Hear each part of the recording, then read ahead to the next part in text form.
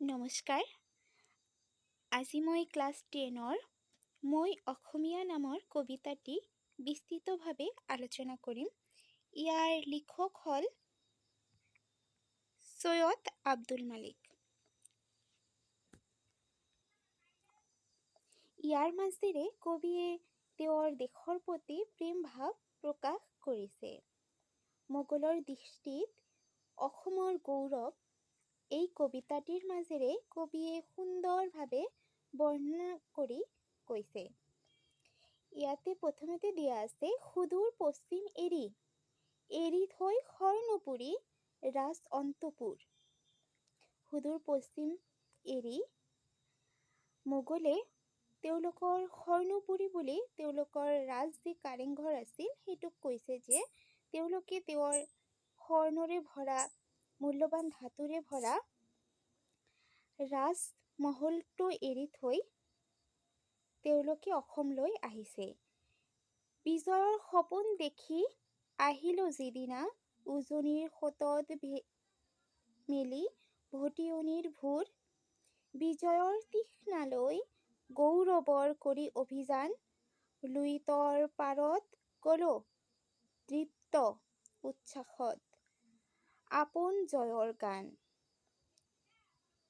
মানে মোগলবিলাক আছিল এটা শক্তিশালী জাতি।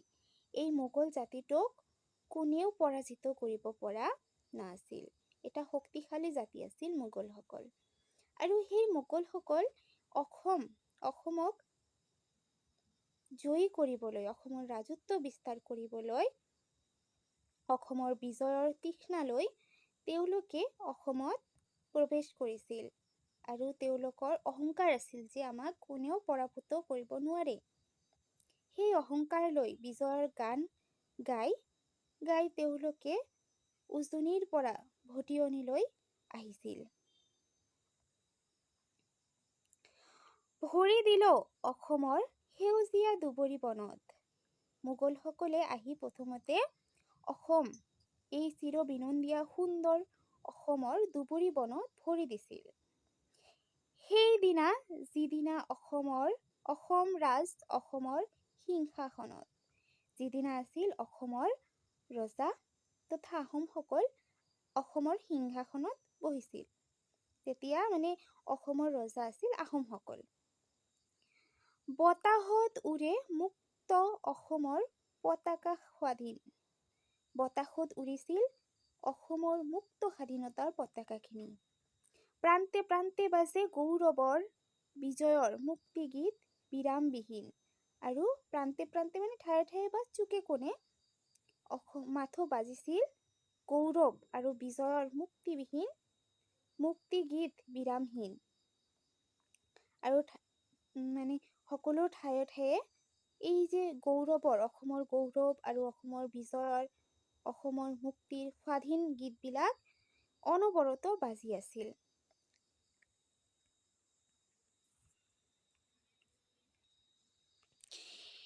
সেইদিনা অসমত বিচাৰিছিলো আপোনৰ বল। মোগলৰ বিজয়ৰ শক্তি। সেইদিনা অসমত বিচাৰিছিলো আপোনৰ বল, মোগলৰ বিজয়ৰ শক্তি। সেইদিনা মোগলসকলে বিচাৰিছিল তেওঁলোকৰ বিজয়ৰ যি শক্তি এইবিলাক বিচাৰিছিল। দেখুৱাম অসমক বিশ্বজয়ী মোগলৰ অনিৰুদ্ধ গতি। মানে অনিৰুদ্ধ গতি মানে যি গতিক ৰোধ কৰিব নোৱাৰি। সেই মোগলসকলে বিচাৰিছিল যে তেওঁলোকৰ শক্তি, তেওঁলোকৰ এই যে বিশ্ব তেওঁলোকে যে জয়ী কৰিছিল, এই অনিৰুদ্ধ গতিৰে তেওঁলোক অসমকো নিজৰ বশত আনিব, সেইটো বিচাৰিছিল। অসমৰ মজিয়াত মুছলিমৰ মুক্তৰাজ স্থাপন কৰিম থাপনা। তাৰমানে তেওঁলোক মোগলসকল কি কৈছিল যে মোগলসকলে তথা মুছলমানসকলে অসমত ৰাজ কৰিব, অসমত নিজৰ ৰাজত্ব স্থাপন কৰিব, অসম আমাৰ হ'ব। আৰু সেই মোগলসকলে বিচাৰিছিল যে অসমখন তেওঁলোকৰ হৈ যাব। কামৰূপ হ'ব মোগলৰ আৰু কামৰূপখনো হ'ব মোগলৰ। কায়মনে কৰিল কামনা আৰু এওঁলোকে মনে প্ৰাণে সেইটো কামনা কৰিছিল যে অসমত কেৱল মুছলমানসকলৰ ৰাজত্ব কৰিব আৰু মুছলমান ৰাজত্ব ইয়াত স্থাপন কৰিব। অসমখন মোগলৰ হ'ব, কামৰূপখনো মোগলৰে হ'ব। যিদিনা নামিলো আহি অসমৰ সমৰথলীত, মীনা কৰা বনৰ বুকুত, অসমৰ হেংদাং জিলিকিল দুপৰৰ পূৰ্ণ আলোকত। মানে যিদিনাখন মোগলসকলে সমৰথলী মানে ৰণ প্ৰাংগণত বা ৰণ যুদ্ধ স্থলত যেতিয়া আহিল, তেতিয়া দেখা পালে যে মীনা কৰা বনৰ বুকুত, তেতিয়া দেখা পালে যে অসমৰ যিবিলাক বন আছিল সেইবিলাকৰ মীনা কৰা মানে বিভিন্ন ৰং সনা, যে বিভিন্ন ফল ফুল বিভিন্ন ধৰণৰ গছেৰে যেন বনটো একেবাৰে মীনা কৰা আছে। যেনেকুৱা আমি সোণৰ গহনাবিলাকত চাওঁ বিভিন্ন ৰং সানি দিয়া থাকে, বহুত ধুনীয়া লাগে ন দেখিবলৈ। ঠিক তেনেকুৱাকে আমাৰ যে অসমৰ বনবিলাক আছে, ঠিক সোণৰ অলংকাৰত যেনেকুৱা মীনা কৰা থাকে, ঠিক তেনেকুৱা সুন্দৰ ধুনীয়া, সেইটো কৈছিল। অসমৰ হেংদাং জিলিকিল দুপৰৰ পূৰ্ণ আলোকত। অসমৰ হেংদাং, হেংদাং হ'ল অসম সেনাসকলৰ এটা তোমাৰ অস্ত্ৰ, যি অস্ত্ৰৰে তেওঁলোকে মোগলৰ বিৰুদ্ধে যুঁজ দিছিল, সেইটো। দুপৰীয়া পূৰ্ণ আলোকত মানে দুপৰীয়া যেতিয়া মানে সূৰ্যটো পূৰ্ণাংগ হয়, তেতিয়া সেই আলোকত হেংদাং মানে এইটো তৰোৱাল হয়, এইটো আহোম ভাষাত হেংদাং বুলি কোৱা হৈছিল। এই হেংদাংটো যেতিয়া যুদ্ধ কৰি আছিল দুপৰীয়া বেলাত, তেতিয়া সেই হেংদাংটো একেবাৰে জিলিকি আছিল। সেই কথাটোৱে কৈছে যে অসমৰ হেংদাং জিলিকিল দুপৰৰ পূৰ্ণ আলোকত। পুৰুষ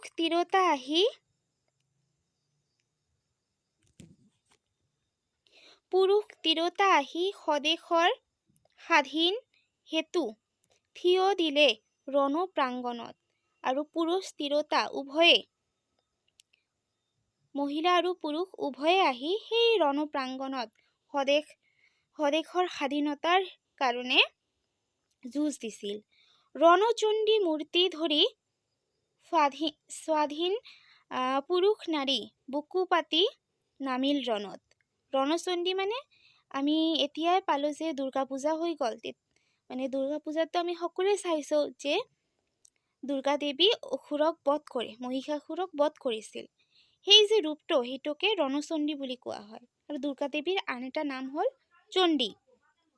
তো সেই ৰণচণ্ডী, সেই ভয়ানক এটা ৰূপ, সেই ৰূপ ধাৰণ কৰি নাৰী পুৰুষে নিজৰ বুকুখন পাতি দিছিল ৰণস্থলত, মানে যুদ্ধক্ষেত্ৰত সেই ৰণচণ্ডী ৰূপ ধৰি নাৰী পুৰুষসকলে নিজকে অৰ্পণ কৰিছিল, যাতে তেওঁলোকে দেশক স্বাধীন কৰিব পাৰে। কতনো লুকাল বল ৰাজপুত জয়ী মোগলৰ সবল বাহুৰ অসমৰ সমৰথলীত। ইয়াতে কৈছে যে কতনো লুকাল, ক'ত লুকাই গ'ল সেই বল, যি বলে ৰাজপুত জয়ী। এই ৰাজপুতসকল এটা প্ৰভাৱশালী জাতি আছিল। এই জাতিটোক মানে কোনো জাতিৰ মানে অধীনত থাকিব বিচৰা নাছিল। সেই জাতিকো এই মোগলে নিজৰ বাহুবলৰ যোগেদি হেৰুৱাইছিল, পৰাজিত কৰিছিল। তো সেই বাহুৰ শক্তি কিন্তু এতিয়া আৰু অসমৰ ৰণস্থলত দেখা পোৱা নগ'ল। এই মোগলসকলৰ সেই বাহুবলটো আমাৰ অসমৰ ৰণস্থলত কিন্তু দেখা নগ'ল। সেইটো মানে কেনেবাকে যেন হেৰাই গ'ল বা লুকাই গ'ল ক'তবা। কৰ অত পালে বল অসমৰ সেনানীয়ে শুকান সান্দ আৰু পানী আজলিত। ইয়াতে কবিয়ে কৈছে যে অসমৰ সেনানীয়ে ক'ত ইমান শক্তি পালে যে মোগলক হেৰুৱালে। এই শুকান সান্দ মানে চাউলটো ভাজি এক প্ৰকাৰৰ গুড়ি কৰি সেইটো খায়, অসমৰ সেনানীয়ে পানীৰ লগত মিলাই খায়। তো সেইটোকে সান্দহ বুলি কোৱা হয়, যে অসমত এই শুকান সান্দহবিলাক আৰু পানী খাই অসমৰ সেনা ক'ত ইমান বল পালে, যে মানে মোগলক পৰাজিত কৰিলে। বিজয়ী অসমে গালে অসমৰ স্বাধীনতাৰ গান, বিজয়ৰ গৌৰৱ আৰতি। বিজয়ী অসম, যিহেতু মোগলক পৰাস্ত কৰিলে যুদ্ধত, তেতিয়া আহোমসকলে অসমৰ মানুহসকলে অসমৰ স্বাধীনতাৰ তথা গৌৰৱৰ গীতবিলাক গাই আছিল, গৌৰৱৰ আৰতি কৰি আছিল। মোগলে এবাৰ পালে শকতিৰ নৱ পৰিচয়, দেশ প্ৰাণ মুক্ত প্ৰাণ অসমৰ স্বদেশ ভক্তি। এতিয়াহে মোগলসকলে নতুন এক শক্তিৰ সন্ধান পালে, য'ত দেশক প্ৰাণ, মুক্তিৰ প্ৰাণ আৰু অসমৰ ভক্তি এইবিলাক দেখা পালে। পৰাজিত মোগলৰ সেইদিনা পৰিল চকুত অসমৰ বিনন্দীয়া ৰূপ। পৰাজিত মোগলে সেইদিনাই চালে আমাৰ অসমৰ ইমান ধুনীয়া ৰূপ, বিনন্দীয়া মানে ধুনীয়া ৰূপটো তেতিয়াই দেখা পালে। ভক্তি প্ৰেম সৌন্দৰ্যৰ ধ্বনি কাণত পৰিল আহি, মুক্ত প্ৰাণ অসমৰ উচ্ছ্বাসিত সংগীতৰ সুমধুৰ ধ্বনি। তেতিয়াহে মোগলৰ কাণত পৰিল মুক্তিপ্ৰাণ অসমৰ এই মধুময় ধ্বনিবিলাক, তেতিয়াহে মোগলৰ কাণত পৰিল। মোগলে তেতিয়া উভতি চালে, এই অসম, এইটোৱেই অসম, চৌদিশে ধূসৰ, চৌদিশে ধোঁৱাময় পাহাৰ, ধূসৰ মানে ধোঁৱাময় পাহাৰ। তেতিয়াহে মোগলে উভতি চাই দেখিলে যে চৌদিশে একেবাৰে যিমান দূৰ মনিব পাৰি সিমান দূৰ এই ধোঁৱাময় পাহাৰবিলাক। প্ৰতিটো বনৰ পাত জাংফাই মীনা কৰা আৰু ৰূপ জাতিষ্কাৰ। প্ৰতিটো বনৰ পাতত জাংফাই মীনা কৰা ৰূপ জাতিষ্কাৰ, আৰু প্ৰতিটো বনৰ পাততে যেন জাংফাই এটা মূল্যৱান, মানে সেইটোৰে মূল্যৱান ধাতুবিলাক গঢ়া হয়, তাৰপিছত মীনা কৰা মানে বিভিন্ন ৰং সানা, ৰূপ জাতিষ্কাৰ, ইমান ধুনীয়া ৰূপবিলাক অসমৰ বননিতে দেখিবলৈ পোৱা যায়। দুবৰিৰ পাতে পাতে মুকুতাৰ থোপা, গছকত ভাগে মৰকত, আৰু সেই দুবৰি বনবিলাকতো যেন মুকুতা থোপা ধৰি আছে। মানে আমি যেতিয়া আমিতো দেখা পাওঁ, যেতিয়া নিয়ৰ পৰে, দুবৰি বনত যেতিয়া নিয়ৰ পৰে, তেতিয়া যেন মুকুতাৰ দৰে যেন দেখিবলৈ পাওঁ। তো সেই মুকুতাবিলাক গছকতে কি হয়, ভাগে। তো সেইটোৱে কৈছে যে দুবৰি বনত মুকুতাৰ থোপা দেখিবলৈ পোৱা যায়, আৰু মৰকত মানে এটা মূল্যৱান ধাতু, তো এই ধাতুবিলাক গছকতে মৰি যায়। হাতীৰ দাঁতেৰে কৰে খৰমৰ চোলা, আৰু হাতীৰ দাঁতেৰে এই যে খৰম মানে পাদুকাৰ যিটো মানে খুঁটাৰ দৰে থাকে, সেই খুঁটাটো হাতীৰ দাঁতেৰে কৰা হয়। ভৰি ধোৱে পোৱালৰ ভৰা দলঙত, আৰু পোৱাল মানে এটা মূল্যৱান ধাতু, যিটো শামুকৰ পৰা তৈয়াৰ কৰা হয়। তো সেই মূল্যৱান ধাতুৰ লগত তুলনা কৰিছে, যে যেতিয়া মানে পানীৰ শিলবিলাকক এই হাতীৰ মানে পোৱালৰ লগত তুলনা কৰিছে। তাৰপিছতে দিয়া আছে যে অসমৰ মানে আগৰ মানুহবিলাক ইমান সিংহৰ দৰে আছিল বা বাঘৰ দৰে আছিল, যে তেওঁলোকে বাঘৰ অলংকাৰ পৰিধান কৰিছিল। যেনেকুৱা কি বাঘৰ নখে পিন্ধে খাৰু, বাঘৰ নখেৰে এই অসমৰ মানুহবিলাক খাৰু পিন্ধিছিল। ভৰিৰ শোভাৰ কাৰণে আঙুঠিও পৰিধান কৰিছিল। মহৰ শিঙৰ পেঁপাটি বজায়, আৰু মতা মহৰ শিঙেৰে পেঁপাও বজাইছিল। হাঁহ কণী চাউলেৰে অসমৰ স্বৰ্গদেৱে দেউল সজায়। তাৰমানে হাঁহ কণী, আগততো মানে চিমেণ্টৰ তেনেকুৱা ব্যৱস্থা নাছিল, তো সেই সময়ত যিবিলাক মানে দেউলবিলাক আছিল, মঠ মন্দিৰবিলাক আছিল, সেইবিলাক কিন্তু এই হাঁহ কণী, বৰা চাউল এইবিলাকেৰে কিন্তু সেই মানে মঠ মন্দিৰ বা সেইবিলাক গঢ়া হৈছিল। স্বৰ্গদেউ কিন্তু এইবিলাকেৰে গঢ়িছিল। তাৰপিছতে দিয়া আছে পানীৰ বালিত ভৰা সোণৰ চেকুৰীয়া গুৰি হয় গছকত ভাঙি। আৰু অসম ইমান ঐশ্বৰ্যশালী যে অসমৰ নদীৰ পানীতো যেন সোণ পাব পাৰি, আৰু সেইবোৰ গছকতে গুৰি হৈ যায়।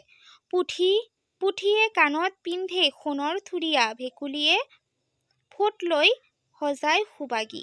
আৰু আমাৰ অসমৰ যেন পুঠি মাছবিলাকেও যেন কাণত থুৰিয়া পিন্ধে। থুৰিয়া মানে এক প্ৰকাৰৰ গহনা, সেইটো মানে সৌন্দৰ্য বঢ়ায়, তিৰোতাসকলৰ সৌন্দৰ্য বঢ়ায়। ঠিক তেনেকুৱাকে আমাৰ প্ৰকৃতিৰ সৌন্দৰ্যও যেন বঢ়াই, মানে আমাৰ অসমৰ প্ৰকৃতিৰ সৌন্দৰ্য যেন তুলনাই নাই। এনেকুৱা যে পুঠি মাছবিলাকেও কাণত থুৰিয়া পিন্ধে, ভেকুলীয়েও কিন্তু ফুট লগাই একেবাৰে একদম ধুনীয়া হৈ যায়। নিষ্কৰ্মা ধোদৰ দলে বান্ধে ৰাজআলি। আৰু নিষ্কৰ্মা মানে যিবিলাক এলেহুৱা মানুহ আছে, ধোদৰ দল আছে, সেইবিলাকো কিন্তু ৰাজআলি সজাই দিয়ে। দল সাজে ঢালি পিঠাগুৰি। আৰু এই দলবিলাকো কিন্তু পিঠাগুৰিৰে সজাইছিল। 12টি সাগৰৰ খনি ৰচে বননিত, ৰংঘৰ কাৰেংঘৰ দীপ্ত সৰ্গপুৰী। 12টি সাগৰ মানে আগৰ দিনত যি মানে আমাৰ স্বৰ্গদেউসকলে যি মানে পুখুৰীবিলাক খান্দিছিল, সেইবিলাক বহুত ডাঙৰ ডাঙৰ আছিল। সেইকাৰণে সেইবিলাকক সাগৰ বুলি কোৱা হয়, যেনে জয়সাগৰ, শিৱসাগৰ এইবিলাক। আৰু ৰংঘৰ কাৰেংঘৰ এইবিলাক একেবাৰে ধুনীয়াভাৱে স্বৰ্গদেউসকলে মানে সজাইছিল। এই ৰংঘৰ কাৰেংঘৰবিলাক যেন একদম মানে স্বৰ্গপুৰীৰ নিচিনা আছিল। সোণৰ অসম এই যে হীৰামণি মৰকত ধূলিত বাগৰে। আৰু আমাৰ অসমখন ইমানেই সুন্দৰ, সোণৰ অসম বুলি কৈছে। আৰু ইয়াত হীৰা মুকুতা মণি মূল্যৱান ধাতুবিলাক ধূলিৰ লগতে উৰি ফুৰে, বাগৰি উৰি ফুৰে, সেইটো কৈছে। মাটিৰ চৰু জুখি সোণ চৰু ৰূপ চৰু দিয়ে ঘৰে ঘৰে। আৰু মাটিৰ চৰুৰে জুখি জুখি এই সোণ আৰু ৰূপবিলাক ঘৰে ঘৰে দি দিয়ে। মুখৰ মাতত সৰে মৰমৰ মৌ। আৰু অসমীয়া মানুহৰ মুখৰ মাততো যেন মৌ লগা, মৌ সনা, ইমান ধুনীয়া। গীত শুনি শিল পমি যায়। আৰু গীত শুনাৰ লগে লগে শিলবিলাকো যেন একদম পমি যায়, মানে কমি যায় বা গলি যায়।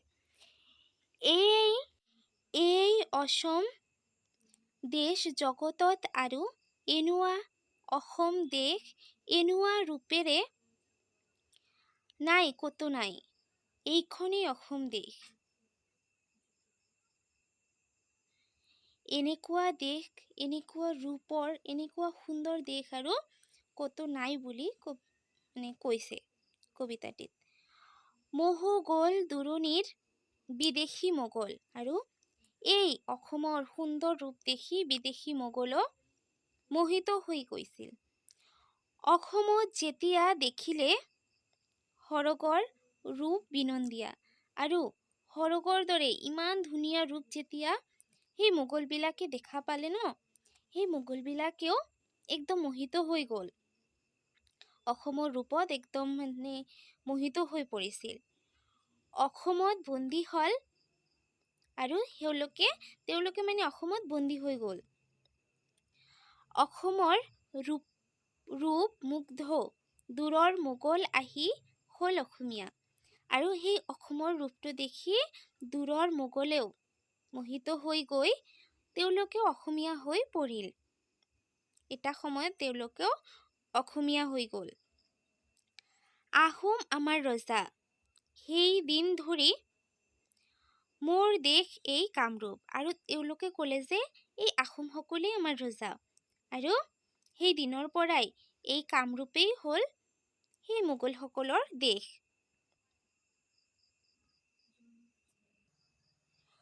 অসমৰ হকে যুঁজি অসমৰ হকে মৰো জ্বলি ইয়াতে শেষ হয় জীৱনৰ ধূপ।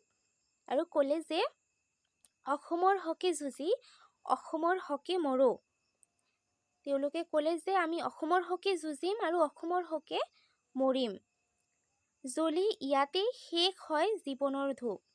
এই ধূপ শলাবিলাক যেনেকুৱাকে মানে জ্বলি জ্বলি শেষ হৈ যায় ন, ঠিক তেনেকুৱাকে এই মোগলসকলে অসমৰ হকে জ্বলি শেষ হ'ব বিচাৰিছে, অসমৰ কাৰণে শেষ হ'ব বিচাৰিছে।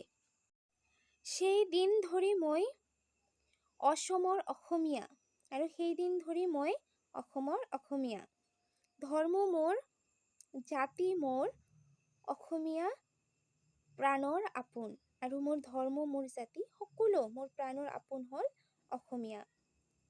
বিকশি উঠিল মোৰ অসমৰ দুবৰিতে নন্দনৰ বিনন্দীয়া সুখৰ সপোন। আৰু মোৰ সকলো সপোন এই অসমৰ ধুনীয়া দুবৰিতে বিনন্দীয়া হৈ উঠিল। জীয়াই থাকোঁতে মই এই পৃথিৱীত চিৰদিন ইয়াৰে অসমীয়া, মৰিলেও অসমৰে মই। আৰু কবিয়ে কৈছে যে মোগলৰ দৃষ্টিত তেওঁলোকে জীয়াই থাকোঁতে এই পৃথিৱীত চিৰদিনৰ বাবে অসমীয়া হৈ থাকিব আৰু মৃত্যুৰ পিছতো অসমীয়া হৈয়ে থাকিব। মৰাৰ পিছতো যদি আহোঁ পুনো কেতিয়াবা আহিম ইয়ালৈ ঘূৰি। আৰু কৈছে যে মৰাৰ পিছতো পুনো মানে পুনৰ মৰাৰ পিছতো যদি কেতিয়াবা পুনৰ ইয়াত ঘূৰি আহে তেনেহ'লে অসমতে ঘূৰি আহিব। স্মৃতিৰ ইতিহাস লৈ অসমৰে অসমীয়া হৈ। আৰু সেই যে স্মৃতি, পুনৰ জনমৰ যি স্মৃতি আছে, সেই স্মৃতিৰ ইতিহাস লৈ অসমৰে অসমীয়া হৈয়ে থাকিব। অসমীয়া ভাষা মোৰ, কথা মোৰ, গীত মোৰ, অসমীয়া প্ৰকৃতিৰ ৰচা। আৰু কৈছে যে অসমৰ ভাষা মোৰ, অসমৰ কথাবিলাকো মোৰ, আৰু অসমৰ প্ৰকৃতিয়ে ৰচা সকলোবোৰ আপোন। বিহগ কিন্নৰ যত শুনিলে নীৰৱ হয় অসমীয়া গীত মোৰ হৃদয় উপজা। আৰু সৰগৰ যিবিলাক কিন্নৰ গায়ন আছে সেইবিলাকো এই অসমীয়া গীতবিলাক শুনিলে সিহঁতৰ হিয়া উপচি পৰে, ইমান ভাল লাগে। জনমৰ লগে লগে সুবুধি অসমীয়া মাতে, অসমীয়াক চিঙৰিল আই। আৰু জনমৰ লগে লগে সুবুধি মানে ধুনীয়া অসমীয়া মাতে, অসমীক চিঙৰিল আই। আৰু নিজৰ মাতৃভূমিক আই বুলি চিঙৰিছিল। যিদিনা মুদিম চকু সিদিনাও যাওঁ বুলি কৈ যাম অসমীক দুওঠ কপাই। আৰু যিদিনা মৰি যাব সিদিনাও যেন দুটি ওঠ কপাই ক'ব পাৰে, যাওঁ অসমী হে মাতৃ মই যাওঁ, সেইটো যেন ক'ব পাৰে, সেইটোৱে আশা ৰাখিছে কবিয়ে।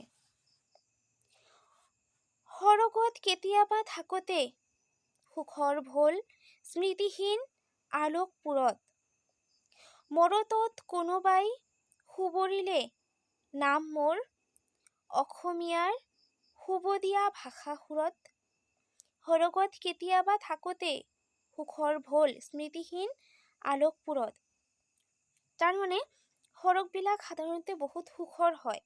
সেই সুখতো কবিয়ে মৰতৰ কোনোবাই যেন সুবৰিলে তেওঁ অসমীয়া সুবদী ভাষাতে তেওঁ মাত লগাব বা সুৰ লগাব বুলি কৈছে।